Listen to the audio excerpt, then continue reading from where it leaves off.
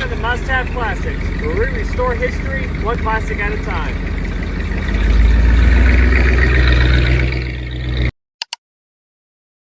Welcome back to Must Have Classics. I'm Nick, and today we are finally back on the 1949 Chevy to S10 chassis swap. If you haven't seen the last video on it, I suggest you check that one out. Kind of get an overview of what we're doing, and also a little bit update on where we're at on it so far. But if you haven't already, so this here is the 49 Chevy. The last episode we got it off of the original chassis. See, it's sitting up here, and we're putting on that S10 frame. Of course, some stuff's moved around since then. You got the Cougar over here now. So went ahead, got all this stuff out, got it up in the air, and set this back down. Chassis, we need to get the steps and the bumper off of it. That's about it. But this episode, I really want to see that cab sit on this frame. So we've got to get the cab and front end off of the S10, which shouldn't be too bad. I should have the bolts up underneath, and then do the bolts for the cross member, or not cross member, core support. Sorry, early morning, hadn't thought much this morning yet. So get those off, undo the steering here. Should be a little rag joint right there, hopefully. And then undo brake lines, some little stuff like that. Get this thing up in the air, and then we'll be able to set that new, or that 49 body on. I know I've got to build mounts and stuff like that, but I just want to get it set on there, and then we'll kind of decide ride height and stuff like that. So if we want it to sit lower, and then how the bed's going to sit, and see comparison how much I need to do. I know there's kits out there, but we're trying to do this on a quick little budget. As you watch the first one, you know that I've said that I want to do this in videos that, like, every time you see a video on it, it's one day working on it. So that way you can see how long it takes to do one of these if you're doing it in your front yard or something like that. We're not using the fanciest of tools, obviously. So should be pretty straightforward. But yeah, that's what we're gonna get started on, is getting that body off, and then see what it's going to take. I might have to move some stuff around, so we'll have to at least move that chassis out of the way, and then move the motor. That motor and transmission is the one for the Cougar. So video on this one too, if you haven't checked it out. We're going to get to work on this one pretty soon too. Try to get it done probably before my 69 gets done. So, but no point in keep talking about it. All we can do is get going on it.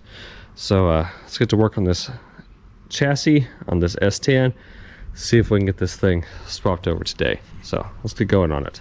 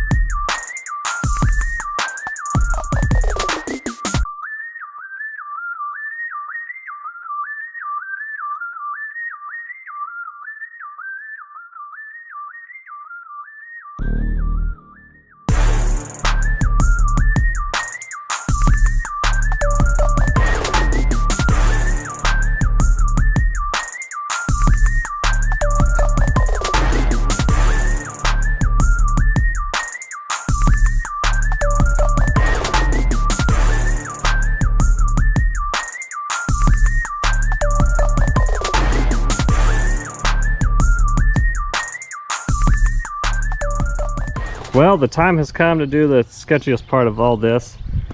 So we got that cab and front end off. That was pretty easy. Now it's time to get this monster onto that frame. We've got it up here in the air, so shouldn't be too bad. We'll get it set down. Again, I know I got to make mounts for it, but I just want to set it on the frame, see how it's going to look, and then go from there. So I'll probably at least get that body on, and then look at the mounts, and also go ahead and set that bed on as well, just see it all together. So fun times. We're going to get onto this. Should be pretty straightforward, but I've also said that about many other things. So see how this goes.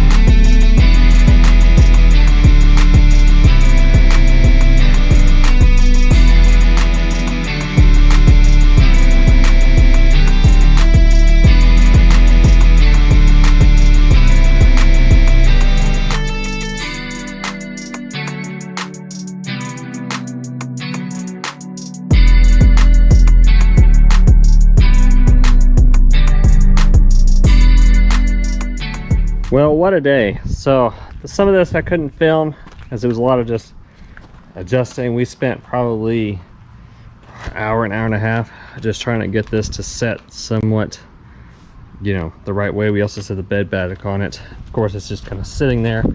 Nothing's bolted down, of course. So a few notes if you ever do this. One, we notched the fender well out, wheel liner out. Still gonna have to do that. We're gonna have to cut it all the way out to here. This the core support is going to be cut out as well, because right now it's sitting on the steering gear, and then same with this side. You're gonna have to cut this out, and then that will help lower this down. Probably also gonna have to cut the frame rails off, frame horns off, and let this thing set down, because right now it's sitting pretty high in there. Cab is sitting there. We have it tied up just to kind of get an idea of height. Also had to cut these mounts off right here, just to get that cab sitting where it is. The bed's sitting here. Again, right now we have that you know, wheel base about even. I don't know, I'm probably talking right now. Hot day, I'm tired. So the wheelbase is about even on the wheel wells, so we like the way that's looking. The bed can still come back a little bit because it's up against the cab, but we're not going to be able to do that until we get the cab set to know how far to push the bed back. Same thing here. You have to build mounts up. We're going to keep that gas tank and run a nozzle maybe up into one of these holes in the front, or maybe run it off the side or something like that. But that way we can keep that fuel tank and keep it easy enough. Might also have to notch the wheel wells on the inside of the bed because it's sitting so far. Well, we can do wheel spacers and set the wheels out, which will probably work as well, because right now there's a big gap inset. So that's not the end of the world. Again, this side looks even worse because it's all sitting in on each other. Same thing, had to cut the brace out there, and then kind of the same thing, just getting it set right. But overall, it is looks kind of cool sitting on that frame. A lot easier to roll around than that old thing, so that's easy enough to deal with. Next up, we've got to get a floor pan in this thing because you know, it has some problems. So we've got to get those parts on order. This tank will go away. We'll keep this and keep it looking like it has a fuel tank there, but of course it won't. And then kind of the same thing. Like I said, once we get this notched, then that'll set down and be able to figure out some more of these braces. These mounts you can kind of see over there are gonna have to be cut out so they don't interfere, because they're not going to do anything, because I really like to get this engine or this body sitting real small and close to that frame. So overall progress is being made. Took a little bit more time today than I had hoped for, but that's part of building one of these things, is you hope for the best and expect the worst. So overall wasn't too bad. You know, anything that anyone could do on a daily basis. So things that we have to do next time is we've got to build the mounts for the cab, the front end, and the bed. We got the motor, hopefully going to get it soon. I'm concerned, it's a small block Chevy, so I'm concerned about width here. We may have to change up radiator or do something there, or at least put electric fans on the front side to push the air through. We'll see. I'd really want, to me, getting the wheelbase correct is the most important, and then we'll figure out everything else and modify it to work after that. So because I hate when you see these trucks out there that have done these frame swaps and you see the wheelbase looks way wrong, like it's scooted forward or something like that. I hate that. I really want this to look, you know, like a normal truck. So that's why we spent so much time adjusting, getting that cab right.